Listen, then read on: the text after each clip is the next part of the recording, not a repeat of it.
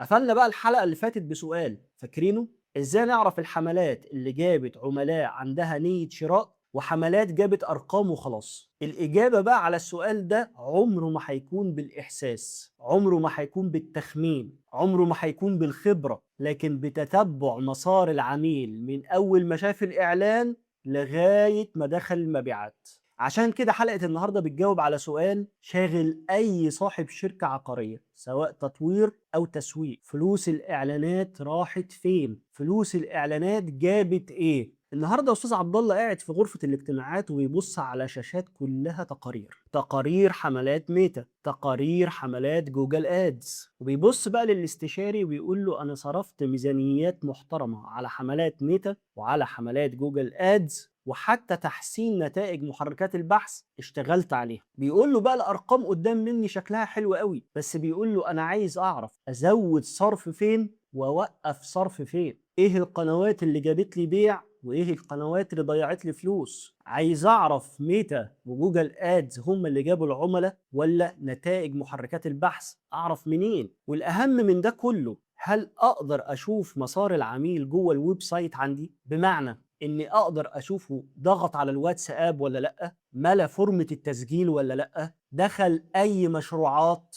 طلع بدري من الويب سايت ولا لا، عشان الفلوس اللي انا دفعتها ما احسش ان هي راحت على الفاضي. الاستشاري هنا بيبص للاستاذ عبد الله بيقول له تقدر تعرف كل ده واكتر. التتبع بقى بيجاوبك فلوسك راحت فين وانهي قناه جابت عملاء بجد. وخلي بالك الفكره مش اننا نمسك غلطات على التسويق او المبيعات ومين فيهم اللي مقصر ولا نراقبهم ونخوفهم بالادوات دي. الفكره ان التتبع بيدي كل واحد حق، بيوضح لك اذا كان التسويق والحملات الاعلانيه جابت عميل كويس ولا لا، والمبيعات قدرت تتعامل معاه ولا ضيعته. استاذ عبد الله بيبص للاستشاري وبيقول له انت كده بتقول لي ان الادوات دي عصب الحملات الاعلانيه، ومن غيرها ما احناش عارفين فلوس الحملات راحت في ايه، اتصرفت على ايه، انهي حمله جابت لنا عميل كويس وانهي حمله ضيعت فلوسنا. الاستشاري بيرد على استاذ عبد الله وبيقول له بالفعل مفيش اي شركه عقاريه ينفع تشتغل وتكبر من غير برنامج جوجل اناليتكس، لانك من غيره انت بتدفع فلوس حملات اعلانيه وانت مغمي عينيك. جوجل اناليتكس بيعرفك العميل اللي اشترى عندك جه من انهي حمله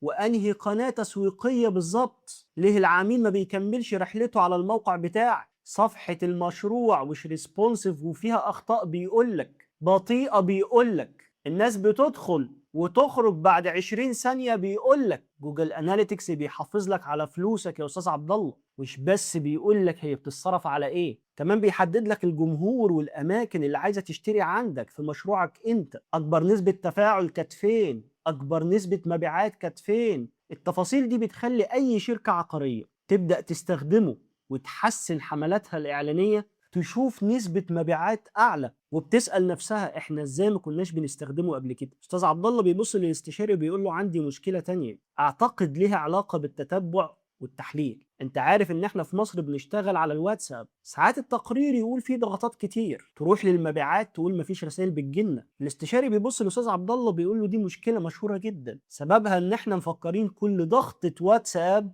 معناها ان حصل محادثه مع المبيعات، ممكن يكون العميل داس بالغلط او فتح الابليكيشن وكسل يبعت. هنا بنطابق تقارير التتبع والتحليل مع قسم المبيعات عشان نعرف الفجوه راحت فين. ساعتها بس هنعرف المشكله في الاعلان نفسه ولا العميل داس وما كملش ولا المبيعات اتاخرت في الرد. استاذ عبد الله بيبص للاستشاري وبيقول له افهم من كلامك ان جوجل اناليتكس ده اداه تتبع وتحليل تقريبا كل شيء بالنسبه للشركات العقاريه. الاستشاري بيرد على استاذ عبد الله وبيقول له جوجل اناليتكس لازم يشتغل معاه اداه اسمها تاج مانجر، الاداه دي بتسجل كل الاحداث على الموقع يا استاذ عبد الله، اي حد دخل مشروع معين بتسجل، اي حد ضغط على الواتساب بتسجل، اي حد ضغط على فورمة التسجيل بتسجل اهم الحركات اللي بيعملها اي عميل على الموقع الالكتروني، وبعد ما تسجل الاحداث دي كلها تبعتها لجوجل اناليتكس عشان يبقى قدام منك تقرير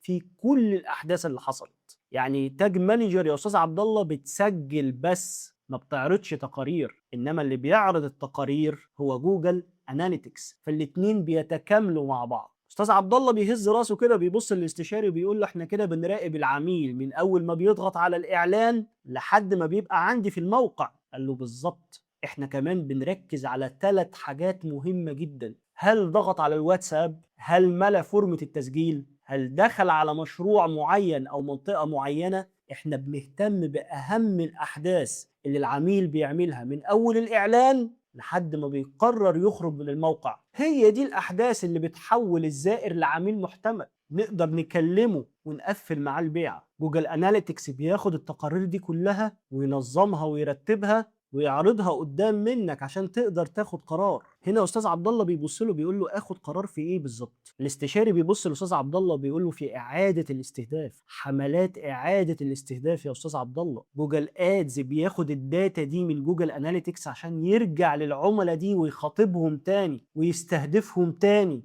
وبتكلفه اقل ونسبه بيع اعلى. وميتا بتتبع نفس الأسلوب عن طريق البيكسل بتاعها، بتقدر تتتبع الأحداث اللي موجودة في الموقع بتاعك، تعرف كام عميل ضغطوا على الواتساب وتبدأ تجيب لك عملاء ليهم نفس السلوك، وبالتالي هتحس بجودة العميل، تكلفة أقل، مبيعات أكتر. التتبع والتحليل بيخليك تستثمر في الداتا اللي على الويب سايت يا أستاذ عبد الله. بتقول لمنصات الإعلانات هاتولي عميل شبه العميل ده، مش يبحثولي على عملاء من اول وجديد وتحرق الميزانيه بتاعتك. الاستشاري بيبص لاستاذ عبد الله في اخر الحلقه وبيقول له كلمتين من ذهب: ما ينفعش تكون شركه عقاريه بتصرف كل شهر اعلانات من غير ادوات تتبع، لان ده معناه ببساطه انك مش عارف فلوسك راحت فين وجابت ايه. والمشكله الاكبر انك مش هتعرف ترجع العميل اللي اهتم بيك، ضغط على واتساب، ضغط على رقم اتصال، ملى فورم التسجيل، وهتضطر تدفع فلوس من اول وجديد وتدور على عميل جديد من تاني، وتسيب العميل اللي كان عارفك وعارف كل تفاصيل مشروعك محتاجك ترجع له برسالة جديدة. يعني انت بتبدأ من الصفر في كل حملة إعلانية جديدة.